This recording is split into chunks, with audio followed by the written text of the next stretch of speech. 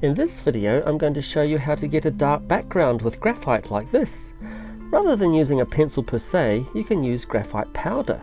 I suggest you make your own graphite powder by grinding down the lead of a Staedtler Mars Lumograph Black 8B pencil.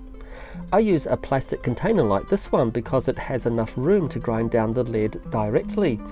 I use coarse sandpaper. 80 grit usually does the job to grind down the 8B lead into the plastic container. You can buy graphite powder, but it may be hard to find graphite powder that gives a dark enough effect.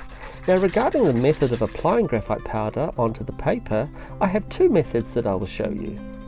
The first method I will talk about is to use a makeup cotton pad, which is normally used for applying makeup onto the face.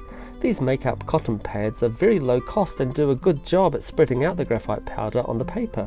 They do a much better job than using a brush, for example, or a paper towel.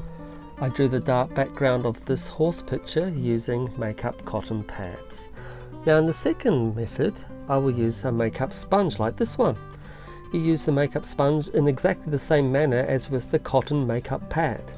You dab the sponge onto the graphite powder in the container and apply it onto the surface of the paper by spreading the graphite out and applying more graphite powder, repeating this process until you achieve a dark coating of graphite on the paper.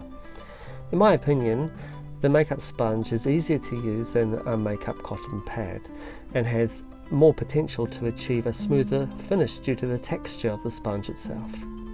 I used the makeup sponge to apply the graphite on the background of this picture, which is still in progress.